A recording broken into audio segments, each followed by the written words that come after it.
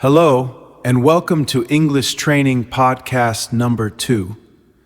Today, we're going to talk about something everyone wants, but not everyone understands: happiness. What makes you happy? Is it money? A successful career? Traveling to beautiful places? Or maybe spending time with people you love? The interesting thing about happiness is that it doesn't always come from big things. Sometimes, happiness comes from very simple moments. A good conversation with a friend, a quiet morning, your favorite song, a delicious meal, or even a few minutes alone after a busy day. Many people think, I will be happy when I become successful. But happiness doesn't have to wait for the future. You can find small moments of happiness today. Of course, life is not always easy. Everyone has problems, stress, and difficult days. Being happy doesn't mean that you never feel sad. It means that you learn how to appreciate the good moments, even when life isn't perfect. One simple way to become happier is to be grateful. Gratitude means noticing the good things you already have. For example, instead of thinking about everything you don't have, think about what you do have. You have people who care about you. You have experiences that made you stronger. And every new day gives you another chance to learn and grow. Another important part of happiness is spending time with the right people. Good friends can make difficult days easier. A positive conversation can change your mood. And sometimes helping another person can make you feel happier too. So if you want to become happier, don't always look for something bigger. Look around you. Maybe happiness is already there, hiding in the small moments of your day. Take a deep breath. Enjoy your coffee. Call someone you love. Go for a short walk.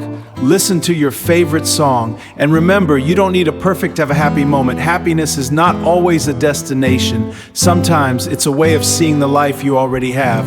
Thank you for listening to English Training Podcast number 2.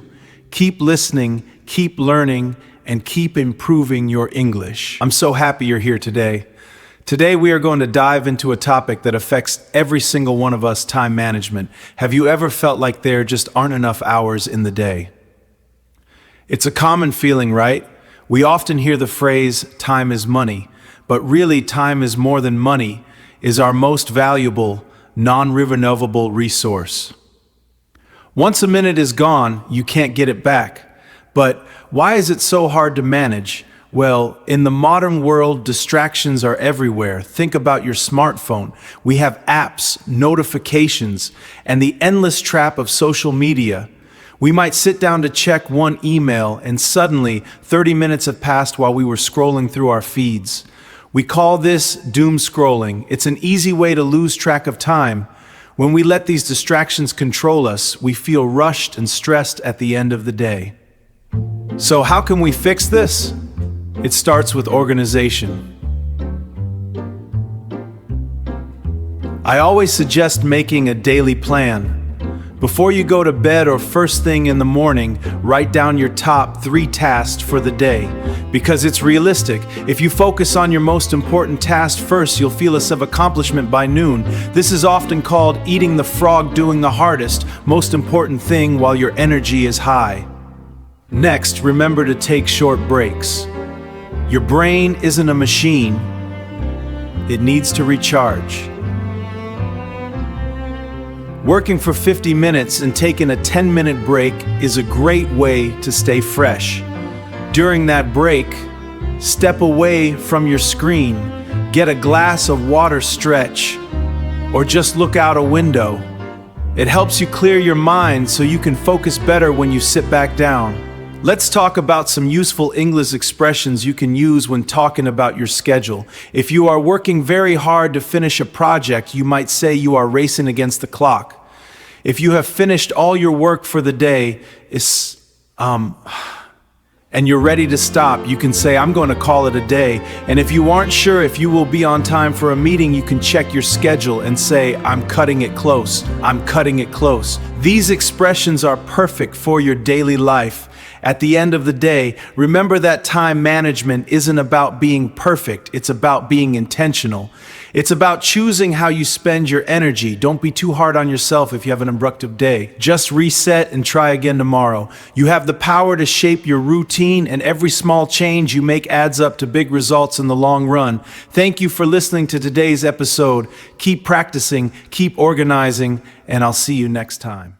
Hello, and welcome back to the English Training Podcast. I am so glad to have you here today. Today, we're going to talk about a topic that is close to everyone's heart: healthy habits. You know, we often think that living a healthy life is complicated, but it's actually made up of small, daily choices. It doesn't have to be perfect. It just has to be perfect. It just has to be consistent. Let's look at some simple ways you can boost your well-beings starting today. First, let's talk about the basics. Getting enough sleep is probably the most underrated habit. We often try to stay up late to get more done, but your body needs time to recharge. A common expression, you might hit the hay, which just means to go to bed. Try to hit the hay at a reasonable time so you wake up feeling refreshed. Also, don't forget to stay hydrated. Drinking enough water throughout the day helps your focus and your energy. I keep a water bottle at my desk as a reminder. It's an easy way to build a habit without even thinking about it. Now, what about food? We hear a lot about balanced meals. This doesn't mean you can never have a treat. It just means eating things in moderation. Try to include a bit of color on your plate with fruits and vegetables. When it comes to exercise, you don't need to spend hours at a gym. Even a 20-minute walk is great for your health. It gets your blood flowing and clears your mind. And speaking of clearing your mind, let's talk about mental well-being. We live in a world where we are always plugged in. Have you ever noticed how much time we spend staring at our phones? We call this screen time. Spending less time on your phone, especially before bed, can make a huge difference in how you feel. Instead of scrolling through social media, that means taking a short break to just relax and breathe. Spend time doing something that isn't related to work or technology. Read a book, go outside, or just sit quietly for 5 minutes. It's good for your soul. Here is a key lesson: don't aim for perfection. If you have a day where you don't eat well or you skip your walk, don't give up. Healthy living is a marathon, not a sprint. It's about the average of your choices over time. If you make a mistake, just get back on track the next day. We often say, listen to your body. If you're tired, rest. If you need to move. You know yourself better than anyone else. So, start small. Pick one habit, like drinking more water or walking more, and just focus on that for a week. Once that becomes part of your routine, these small, consistent changes build the foundation for a healthy you. You have the power to create a lifestyle that makes you feel good from the inside out. Don't wait for next week or next month to start taking care of yourself. Start today. Thanks for joining me on this episode of the English Training Podcast.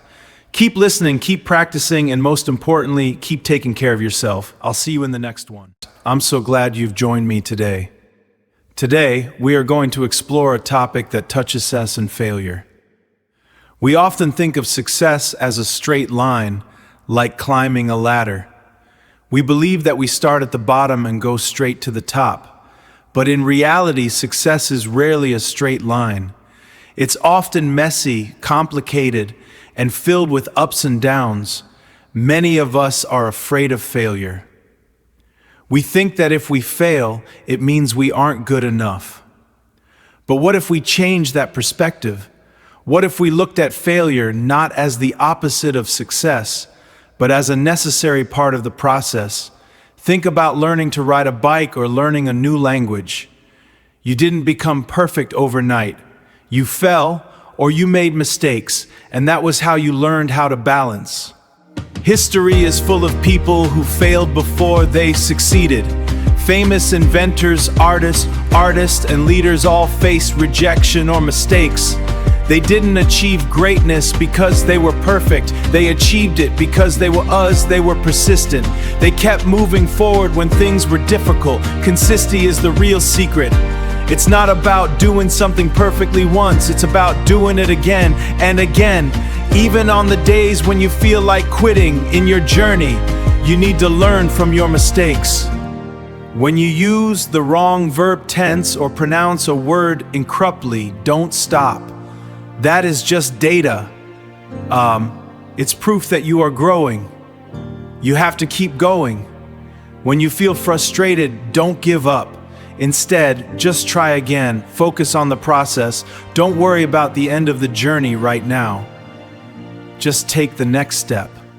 Remember, learning English is exactly like this.